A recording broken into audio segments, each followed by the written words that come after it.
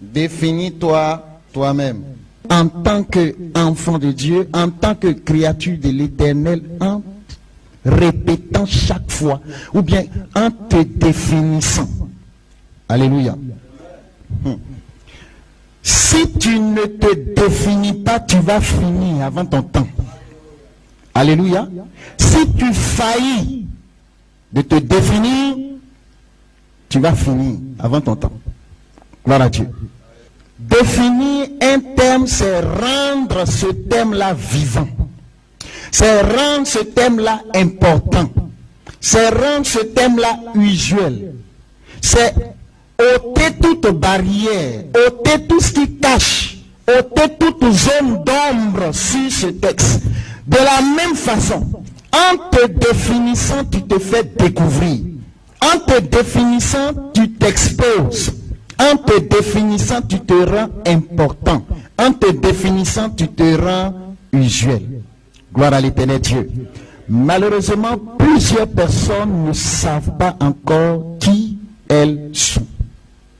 Alléluia. Plusieurs personnes n'ont pas encore la définition de leur personne.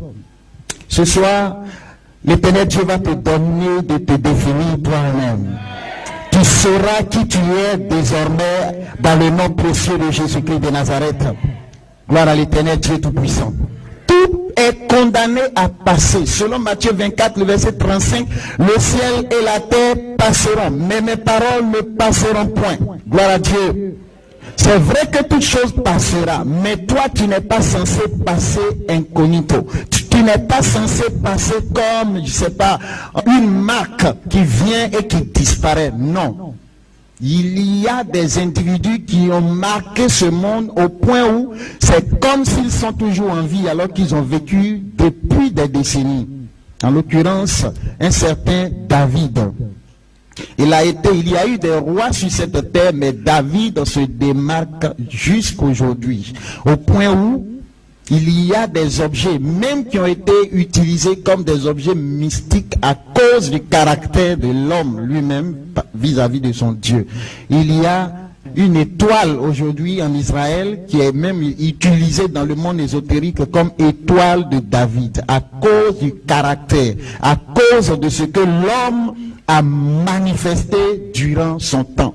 Et Actes des Apôtres le reprend en Acte 13, verset 35 qui dit David, après avoir servi Dieu et sa génération, s'est couché avec ses pères. Toi, tu serviras Dieu dans ton temps et ta génération avant de te coucher. Tu ne passeras pas inaperçu dans ce monde au nom de Jésus. La Bible dit l'humanité tout entière espère avec un ardent désir la manifestation des fils de Dieu. Tu vas être révélé à ton monde. Après ce séminaire, tu vas être révélé à ton monde dans le nom puissant de Jésus-Christ de Nazareth. Il faut se définir, c'est vrai, mais il faut la bonne définition. Il y a certaines personnes qui se définissent mal. Alléluia. Écoutez, si tu n'arrives pas à te définir, une chose est claire, les hommes te définiront. Et c'est sûr que la définition qu'ils donneront de ta personne sera erronée.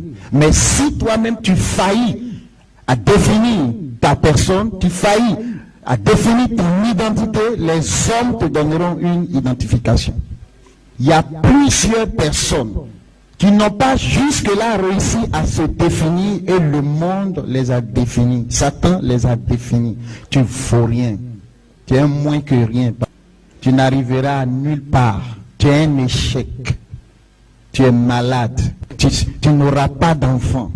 Tu es stérile. Il y avait un homme dans son temps, au temps du Seigneur Jésus-Christ, qui s'appelait Bartimée, fils de Timée. On l'appelait souvent l'aveugle de Jéricho. On lui a donné ce nom, l'aveugle de Jéricho. Un jour, il a entendu que Jésus-Christ de Nazareth passait. Celui qu'on appelle l'auteur des cas impossibles était en train de passer. Alléluia. Le spécialiste des cas impossibles est en train de passer à Jéricho. et il pose la question de savoir que se passe-t-il devant moi ici là. J'entends des noms Jésus. Que se passe-t-il? Dis-toi, tais-toi là-bas, tu te connais. Dans la société, tu vois rien et puis tu es là en train de traumatiser. Faut mendier là-bas, pardon. Il dit, attendez, dites-moi, il y a quoi? C'est Jésus, quel est ton problème? C'est Jésus. Ah, aujourd'hui, c'est aujourd'hui. Jésus, fils de David, aie pitié de moi. On dit, oh, calme-toi là-bas. Quand les bonnes personnes parlent, faut te taire. Il y a quoi? Tais-toi là-bas. La Bible dit, attends. C'est parce que mon manteau me gêne. Je ne vois pas clair, mais je m'en fous. Il a enlevé le manteau, il a jeté et il a crié encore plus fort. Jésus, fils de David, aie pitié de moi. Il dit, c'est qui? Où il est? Amenez-le-moi.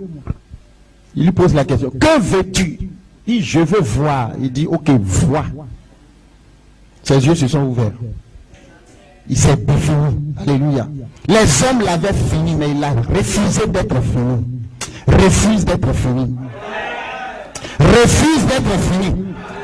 Dans le nom précieux de Jésus-Christ de Nazareth, tu ne peux pas être fini de toutes les façons. Il faut que tu trouves ta place. Il y en a qui ont tellement trouvé leur place qu'ils ont réussi à placarder leur identité sur ce qu'il y a de plus précieux dans la société des hommes, à savoir l'argent. Et qui a réussi à faire cette chose-là de son vivant? César. Alléluia. C'est pourquoi les gens se tuent. C'est pourquoi il y a la haine. C'est pourquoi il y a les guerres. C'est pourquoi il y a les déchirures. C'est pourquoi il y a les divisions. C'est pourquoi on transpire. Lui, il a réussi à mettre son identité là-dessus. Bah! Voilà. C'est moi, César. C'était pas à titre posthume. C'est-à-dire qu'il n'était pas mort, il était vivant. De son vivant, il avait sa propre monnaie. Ah bah. Ça c'est très fort. Quelque chose porte ton identité. On est plus de 7 milliards. On avoisine maintenant les 8 milliards. Quelque chose porte ton identité. D'ici la fin de ce séminaire, Dieu va te révéler cela. Il est grand temps que tu arrives à te définir. Car jusqu'à ce que tu ne le fasses, comme je l'ai dit tout à l'heure, si tu ne le fais pas, des gens vont t'aider. Ils vont t'aider à te donner un nom. Ils peuvent dire par exemple, le monsieur vilain. Le vilain là, c'est ton identité ça. Alléluia. Mon ami, il y a des personnes qui sont laides, mais des femmes sont alignées derrière. Les femmes, il y a un embouteillage de femmes. Il y a un embouteillage de banquiers qui leur courent après. Pourquoi? Ils ont refusé d'être appelés le monsieur qui a la vilaine tête là. Ou bien le monsieur qui n'a pas de pied là. Ou bien le monsieur aveugle. Il a refusé ça. Il a imposé son identité. Gloire à l'Éternel Dieu. Toi, tu es bien portant. Tu as 2 yeux, tu as 2 bras, tu as 10 doigts. Malgré cela, les moustiques ne te connaissent même pas. Ils ne te donnent pas la paix la nuit. Alléluia. Te cognent de tous les côtés. Dans le nom puissant de Jésus-Christ de Nazareth, tu vas réussir. Dans le nom précieux de Jésus-Christ de Nazareth. Si tu n'es pas défini que tu es fini, tu seras le frein de toi-même, ta propre vie. Tu ne peux pas être le frein de toi-même. Refuse d'être le frein de toi-même. Refuse d'être freiné par toi-même. Et j'ai la bonne nouvelle pour toi ce soir qu'il y a un révélateur. Alléluia. On a un Dieu qui révèle les secrets. Gloire à Dieu Tout-Puissant. Je dis qu'il y a un révélateur de secrets. Et quand tu vas lui poser la question, Père, de quoi suis-je? À quelle fin suis-je dans ce monde? Certainement, il va te définir. Je dis, il va te donner ton identité. Il va t'aider à te définir. Si le monde t'a donné une mauvaise identité et que tu marches toi-même avec cette identité-là, ce soir, le spécialiste, lui qui t'a créé, lui qui a ta marque à déposer, il va te donner, il va t'aider à te définir. Alléluia.